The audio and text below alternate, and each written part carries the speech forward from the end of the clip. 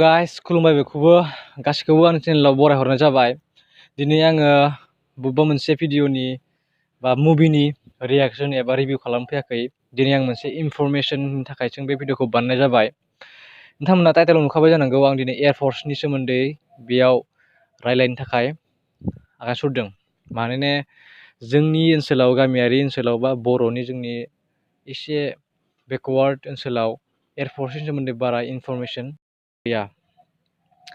जोंनि ओनसोलाव सानो जेनेबा एयारफर्सनि थाखाय एसे हायार क्वालिफिकेशन नांगौ एबा साइन्सआव फरायनाय जानांगौ। मानोना जोंनि ओनसोलाव बारा साइन्सआव फरायनाय गैया, आर्ट्सनि गोजा बांसिनानो। ओमफ्राय जोंनियाव साइन्स कलेजबो गैबावा खाथियाव जेनेबा बेबायदि जायो। बेनिफ्राय दखानफोरावबो अनलाइन खालामग्रा दखानफोरावबो नोङो गुबुन एसएससि बेलेग डिफेन्स फर्सनिफोर अनलाइन खालामनाय फैयोब्लाथाय बर्डआव लिरनानै दोनो बिसोरो। ओमफ्राय नाथाय आं एयारफर्सनि बेलायाव बेबायदिखौ नुवाखै। जानो हागौ एयारफर्सनि थाखाय बारा इनफरमेशन मोनाखै बिथांमोनाबो। बेनि थाखायनो आं दिनै बेयाव मोननैसो इनफरमेशनखौ होनो थाखाय बे भिडिअखौ बानायनाय जाबाय। एयारफर्सखौ मोननै ग्रुप दं एयारफर्सआव, ग्रुप एक्स आरो ग्रुप वाइ।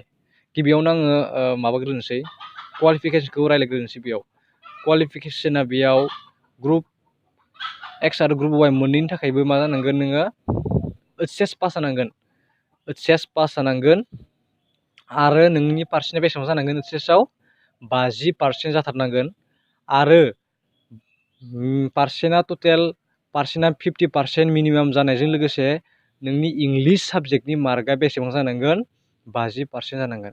अब्लासो नों एयारफर्सनि थाखाय क्वालिफाइड जागोन। बेनिफ्राय दा बेयाव मोननै ग्रुप दं, ग्रुप एक्स आरो ग्रुप वाइ। दा ग्रुप एक्सखौ जोङो साइन्स स्ट्रिमनियाल' होनो हागोन, अनलि साइन्स स्ट्रिमनियाल'।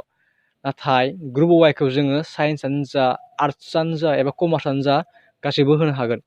जिहेथु जोंनि ओनसोलाव आर्ट्स फरायग्रा बांसिन, बेनिखायनो आङो ग्रुप वाइखौ माने रेकमेन्ड खालामगोन आरो। जेनेबा जोंनियावथ' साइन्स फरायग्राफ्रा आरो डिफेन्सआवथ' थांखानाय नङा बांसिनानो।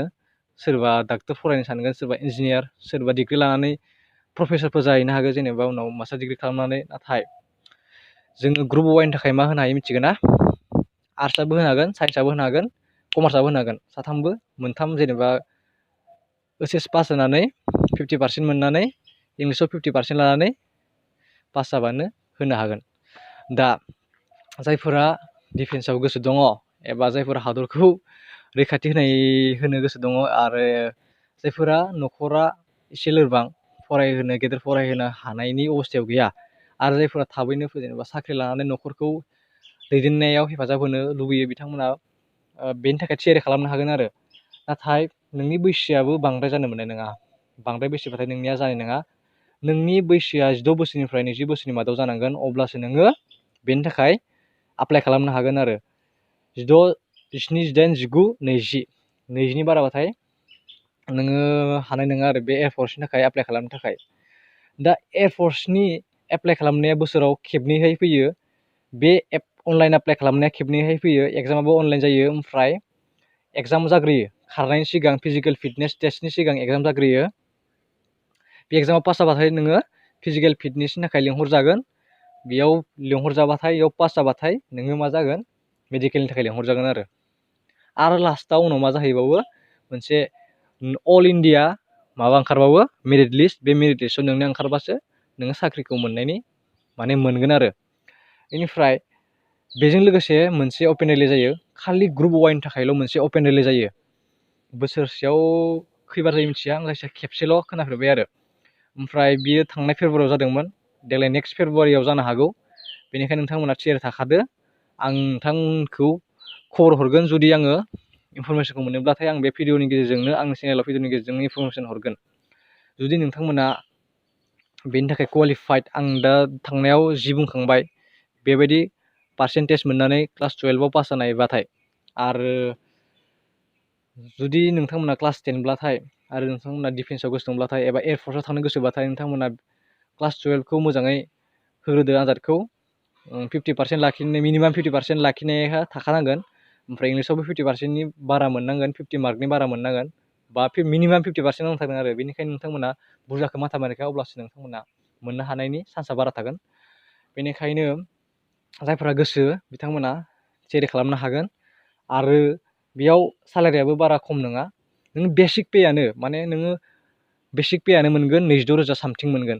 उनाव नोङो मा मोनबावगोन एलावेन्स मोनबाय थागोन एलावेन्स माने गुबुन मानिबा फैसा जेनेबा बेलेग बिदि फैसा मोननानै नोंना बुरजा जाहैगोन आरो ओमफ्राय नों बेसिक पेखौनो नों मोनगोन 22,000 ओमफ्राय सामथिं मायाबा दङमोनलै 22,000 बेसेबा दंबावोमोन 22,600 बेसेबा दंमोन आं बेखौ बारा गोसोआव गैला। नोंथांमोना जुदि मोजां मोनदोंबा बा मोजां गोसो दंब्लाथाय थियारि जानो हागोन। बेनिफ्राय नोंथांमोना जुदि पास जाखांनानै ट्रेनिङाव थांबाथाय नोंथांमोना 14,000 सामथिं मोनगोन। उनाव ट्रेनिङा जोब्बाथाय नोंथांमोना 22,000 सामथिं मोनगोन। उनाव एलावेन्सबो मोनफानायजों लोगोसे बुरजा जाहैगोन आरो माबाया सेलारिया मान्थलि सेलारिया।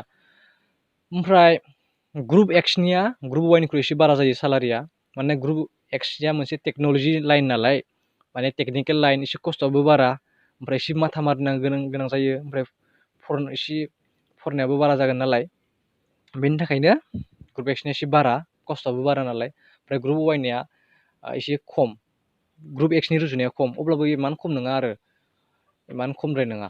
ओमफ्राय इनियाथ' सिकिउरिटि बायदि जाहैबाय एयारमेन जायखौ बुंगोन एयारमेन जोङो।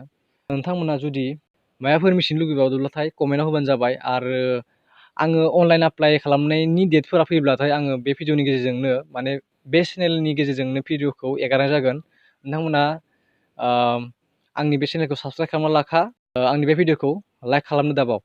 आङो दा बेखौ खोन्थानो सानदोंदि नोंथांमोना जुदि आंखौ सानदोंब्ला नों बिबा माबोरै मिथिनाय बबेनि मोनदों इनफरमेसनखौ होनना मिथिब्ला आं खोन्थानो सानोदि माने आङो थियारि खालामदोंमोन एयारफर्सनि थाखाय आं एग्जामबो होदों बेनि थाखायनो आङो जोबोद माने इनफरमेसनखौ कालेक्ट खालामनो लादों आरो जेनेबा ओमफ्राय दा आंनियाव इनफरमेसनफ्रा दङ माबायदि जेनेबा आं एसे मिथिगौ माने आङो एग्जाम होनायनि सिगां एसे थियारि जानायनि सिगां इनफरमेसनखौ कालेक्ट खालामना लाग्रोदोंमोन बेनि थाखायनो आंहा एसे मोननैसो नलेज दङ बा इनफरमेसन दङ। इनफरमेसनखौ आं गावनो लानानै मा जागोन बेनिखायनो आङो जोंनि ओनसोलाव नुबाय आं जेनेबा इनि एयारफर्सनि सोमोन्दै बारा इनफरमेसन मिथिया मानसिफोरा बेनिखायनो आङो आंनियाव थानायखौ गोसारहोनो थाखाय बे भिडिअखौ बानायनाय जाबाय आरो। दा दिनै बे भिडिअआ बेखिनियावनोसै नोंथांमोना भिडिअखौ लाइक खालाम मोजां मोनोब्ला आरो कमेन्ट खालाम लोगोसे साबस्क्राइब खालामनानै थांदो अब्ला जय बर' हारिनि थेंक इउ। मोनसे बाथ्रा बुंगोनदि दिनै एनडिएफबि नि फाउन्डेसन सान बेनिखायनो गासैखौबो एनडिएफबि नि जोनोम साननि थाखाय हामलायनाय थाबाय थेंक इउ।